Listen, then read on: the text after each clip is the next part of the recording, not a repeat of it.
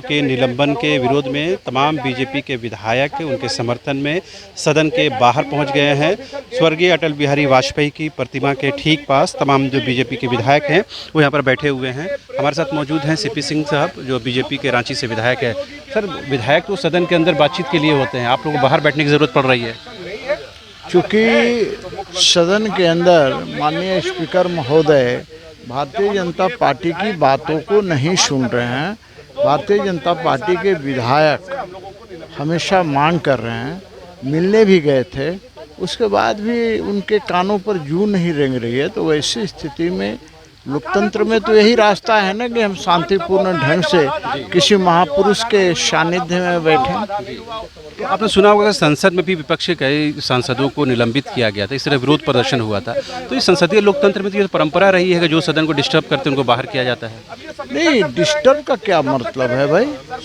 आखिर हम कोई भी बात होगा, भले ही वो स्पीकर के खिलाफ भी होगा, तो बात तो सदन के अंदर रखेंगे ना कि सदन के बाहर रखेंगे।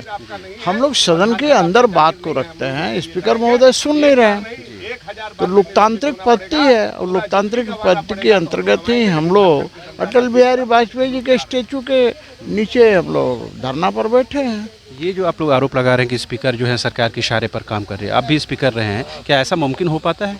बिल्कुल मुमकिन हो पाता है, क्यों नहीं होगा? ये तो स्पीकर पर डिपेंड करता है। सीपी सिंह एक ऐसा स्पीकर रहा है जो किसी के इशारे पर नहीं नाचता था, वो अपने इशारे पर ही नाचता था, अपने विवेक से काम करता था, दलीय हित से आगे बढ़कर काम करता था। क्योंकि स्पीकर की जो कुर्सी होती है वो बिल्कुल निरपेक्ष होती है, न काहू से दोस्ती न काहू से बैर। लेकिन यहाँ तो स्पष्ट नज़र आता है कि बिना सरकार के इशारे पर एक कदम भी आगे नहीं बढ़ता। आप चूँकि स्वर्गीय अटल बिहारी वाजपेयी की प्रतिमा के ठीक नीचे बैठे हुए हैं, अटल जी ने जो राजनीति में परंपरा स्थापित की, क्या उसका पूरी तरह से ह्रास हो गया है? अब देखिए, अटल जी का ज़माना वो ज़माना था। अब अटल जी जिस राह पर चले थे, जिस राह के वो अपने दृष्टि से बहुत उचित था, बहुत अच्छे थे। लेकिन आज की राजनीति में ये संभव है क्या कि अटल जी एक वोट के कारण उनकी सरकार गिर गई? तो आज क्या है कि हम कहें कि भाई गांधी जी ने कहा था कि तुम एक गाल में थप्पड़ मारो तो दूसरा गाल भी सामने कर दें, ये संभव नहीं है ना। आजकल तो फिर अलग राजनीति है। तो हम अटल जी का प्रशंसक हैं, अटल जी के हम लोग समर्थक हैं और आगे भी रहेंगे। सरयू राय जी कह रहे हैं कि राजनीति का पूरी तरह से व्यवसायीकरण हो गया, बात में सच्चाई है?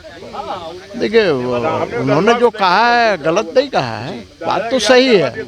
अब उसमें कौन व्यवसायीकरण से छूता रह जाता है ये डिपेंड करता है। तो आपने सुना, ये थे बीजेपी के विधायक सीपी सिंह साहब, जिन्होंने साफ तौर पर कहा कि अटल जी का ज़माना था जब एक वोट के लिए सरकार चली गई तो चली गई, लेकिन उन्होंने मूल्यों से समझौता नहीं किया। लेकिन आज की राजनीति सत्ता पर बने रखने के लिए हर तरह की जो क्रियाकलाप है उसमें शामिल होती है। आपने सुना होगा किस तरह से झारखंड की राजनीति भी पैसों के खरीद फरोख्त के और विधायकों के खरीद फरोख्त के बीच में चल रही है। उम्मीद की जानी चाहिए संसदीय लोकतंत्र के हितों के संरक्षण के लिए तमाम जो विधायक हैं, तमाम जो जनप्रतिनिधि हैं वो काम करेंगे। कैमरा पर्सन संजय के साथ रांची विधानसभा परिसर से शाहनवाज।